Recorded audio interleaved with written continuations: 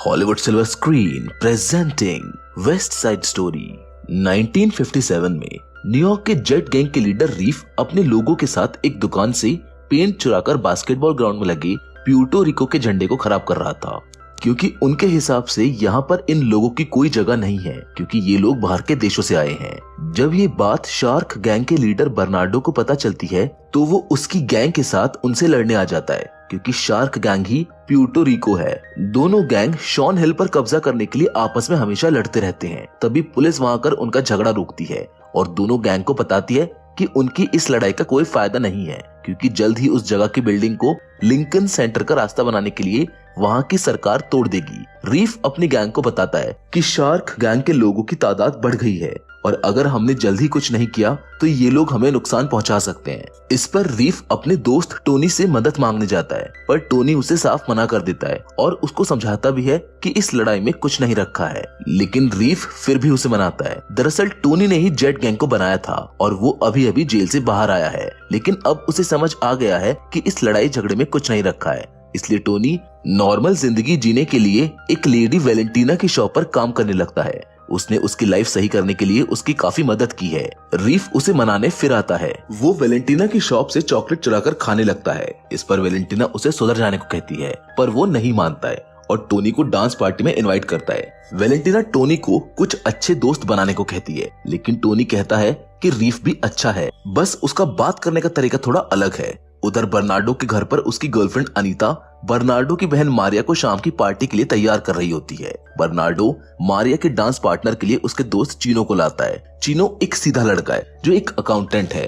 वो भी बर्नार्डो को समझाता है कि किसी वकील के साथ मिलकर शार्क गैंग के मामले को सुलझा लो, लेकिन बर्नार्डो उसे इस मामले से दूर रहने को कहता है। मारिया अनीता को कहती है कि वो चीनो को पसंद नहीं करती, लेकिन वो सिर्फ अपने भाई के कारण ही चीनो के साथ जा रही है और फिर सब पार्टी में पहुंच जाते हैं। पार्टी में दोनों गैंग के लीडर्स अपनी अपनी गर्लफ्रेंड के साथ डांस करने लगते हैं। वहां पर पुलिस भी होती है जो सिचुएशन को कंट्रोल करती है, पर फिर भी दोनों तरफ के लोगों के टकराने के कारण लड़ाई हो जाती है।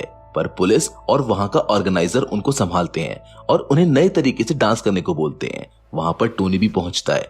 उसे देखकर रीफ बहुत खुश हो जाता है, लेकिन टोनी वहां खड़े होकर सबका डांस देख रहा होता है। पुलिस का ध्यान टोनी की तरफ भी है, क्योंकि वो अभी अभी जेल से बाहर आया है। कुछ देर में चीनो अकेले ही डांस करने लगता है। मारिया को भी डांस करना था, लेकिन उसके पास अच्छा पार्टनर नहीं है। तभी टोनी और मारिया दोनों की नजर एक दूसरे से मिलती है और दोनों एक दूसरे से प्यार कर बैठते हैं। दोनों अकेले ही सीढ़ियों के नीचे जाकर डांस करने लगते हैं। फिर डांस और बातें करते हुए दोनों एक दूसरे को किस कर लेते हैं। मारिया को वहां ना पाकर बर्नार्डो उसे ढूंढने लगता है। मारिया के बाहर निकलने पर बर्नार्डो उसे पकड़ लेता है और उसके पीछे उसे टोनी भी आता हुआ दिख जाता है।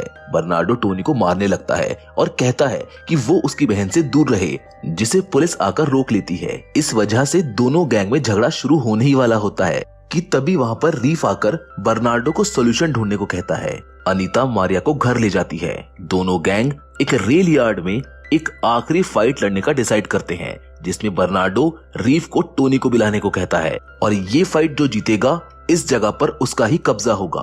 पार्टी से बाहर निकलकर टोनी मारिया को उसके नाम से आवाज देता हुआ ढूंढते ढूंढते शार्क के एरिया में आ जाता है, पर वो उसे ना मिलने पर जाने लगता है। उसी समय मारिया उसे बालकनी से आवाज देती है। उसे वहां देखकर टोनी किसी की परवाह किए बगैर ऊपर जाता है और दोनों एक बार फिर से किस करते हैं। मारिया उसे मेट्रो स्टेशन पर मिलने को कहती है और उसे गुड नाइट कहती है। अगले दिन सुबह बर्नार्डो मारिया से कल रात के बर्ताव के लिए माफी मांगता है। इस पर दोनों में बहस हो जाती है। बर्नार्डो उसे टोनी से दूर रहने को कहता है, जिस पर मारिया गुस्सा होकर चली जाती है। शॉप पर टोनी वेलेंटीना को मारिया के बारे में सब कुछ बता देता है कि वो उससे बहुत प्यार करता है। दोनों मेट्रो में मिलते हैं। वहां पर मारिया टोनी को आज रात होने वाली फाइट के बारे में बताती है और उसे वो फाइट कैसे भी करके रोकने को कहती है। उधर पुलिस को आज होने वाली फाइट के बारे में पता चल जाता है, जिससे वो जेट गैंग के कुछ लड़कों को पकड़कर उनसे होने वाली फाइट की लोकेशन और जानकारी पूछते हैं, पर वो लोग पुलिस को कुछ नहीं बताते हैं। दूसरी ओर टोनी मारिया को एक म्यूजियम में डेट के लिए ले जाता है। टोनी मारिया को अपने बारे में सब कुछ बता देता है कि एक लड़के को बुरी तरह से मारने के कारण वो 1 साल तक जेल में था। तब वो बहुत बुरा हुआ करता था, लेकिन अब वो उससे मिलकर बहुत बदल गया है। एक चर्च में जाकर टोनी मारिया को कुछ डायलॉग्स बोलकर उसे प्रपोज कर देता है, जो उसने वेलेंटीना से लिखवाए थे। दोनों साथ में रहने की कस्में खाते हैं। दोनों मिलकर ये भी डिसाइड करते हैं कि वो दोनों गैंग की फाइट रोककर सबको एक साथ कर लेंगे। जिसके बाद अब हम रीफ को देखते हैं, जो एक दुकान से गन खरीद रहा होता है ताकि जरूरत पड़ने पर वो अपनी जान बचा सके। उधर टोनी रीफ के पास जाता है और उसकी गन छीनकर उसे फाइट करने से मना कर देता है, लेकिन रीफ नहीं सुनता है। रीफ उससे गन छीनने की कोशिश करता है, लेकिन टोनी उससे डांस करते करते लड़ने लगता है। आखिर में रीफ लोगों के साथ मिलकर उससे गन ले लेता है। टोनी उससे मिलने वापस जाता है, पर रीफ उसे लूजर कहकर वहां से चला जाता है, जिससे टोनी को काफी बुरा लगता है।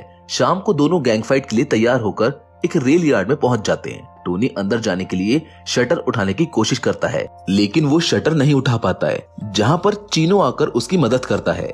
अंदर जाने पर टोनी बर्नार्डो को फाइट रोकने के लिए मनाता है, लेकिन वो उसकी बात नहीं सुनता है और उसको मारने लगता है। टोनी फिर भी शांत रहकर उससे माफी मांगता है, लेकिन फिर भी बर्नार्डो उसे मारता है। इस पर टोनी उससे कहता है कि वो उसकी बहन से प्यार करता है, जिससे बर्नार्डो टोनी को और ज्यादा मारता है। लेकिन काफी सब्र के बाद अब टोनी का गुस्सा भी बर्नार्डो पर फूट पड़ता है और वो उसको खूब मारता है, लेकिन वो मारिया का सोचकर बर्नार्डो को जिंदा छोड़ देता है।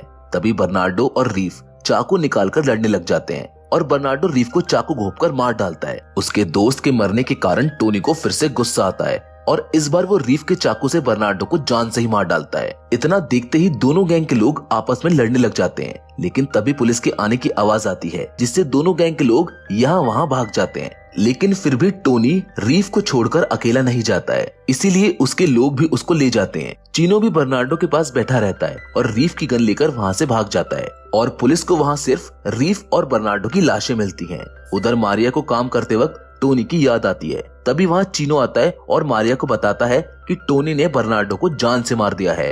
ये सुनकर मारिया को उस पर विश्वास नहीं होता है, जिससे मारिया अपने घर आ जाती है, पर वहाँ उसे टोनी मिलता है। उसे देखकर वो टोनी पर गुस्सा करते हुए उसे मारने लगती है, क्योंकि उसने उसे फाइट रोकने के लिए कहा था, लेकिन उल्टा उसने उसी के भाई को मार दिया। टोनी उससे कहता है कि मैं तो उन लोगों को रोकने के लिए ही गया था, ये सब तो गलती से हुआ है। इतना सुनकर मारिया रोने लगती है, लेकिन टोनी अभी भी गिल्ट में था, इसलिए वो मारिया को लास्ट बार सॉरी बोलकर खुद ही पुलिस के पास जा रहा था, पर मारिया उसे रोक लेती है, क्योंकि वो उससे बहुत प्यार करती है और अब वो उसे खोना नहीं चाहती। इतना कहते ही दोनों वहीं पर इंटीमेट होते हैं और साथ में भागने का फैसला करते हैं। उधर बाकी सारे गैंग के लोग पुलिस से बचने के लिए वेलेंटीना की शॉप में जाकर छुप जाते हैं, पर वेलेंटीना को टोनी कहीं नजर नहीं आता है, इसलिए उसे टोनी की फिक्र होने लगती है। चीनो बर्नार्डो की मौत का बदला लेने के लिए टोनी को मारने का प्लान शार्क के लोगों को बताता है। दूसरी ओर अनिता पुलिस स्टेशन में बर्नार्डो की बॉडी देखने के बाद बहुत दुखी होती है और घर जाकर मारिया को इस बारे में बताने उसके कमरे में जाती है, जहां वो उसे टोनी के साथ देख लेती है। इस पर टोनी वहां से भाग जाता है। अनिता मारिया पर गुस्सा होती है, पर मारिया उसको बोलती है कि मुझे नहीं पता कि टोनी अच्छा है या फिर बुरा, मैं उससे बहुत प्यार करती हूँ। और मारिया की आंखों में टोनी के लिए इतना प्यार देखकर अनिता उनका रिलेशन एक्सेप्ट कर लेती है और उन्हें आज ही इस शहर से कहीं दूर निकलने को बोलती है। जिसके बाद उनके घर पर एक पुलिस ऑफिसर आता है और उनसे टोनी के बारे में पूछताछ करता है। वो ये भी बताता है कि चीनो के पास एक गन है, जिससे वो टोनी को मारने का प्लान बना रहा है। इतना सुनकर मारिया अनिता को टोनी को अलर्ट करने के लिए वेलेंटीना के पास भेज देती है।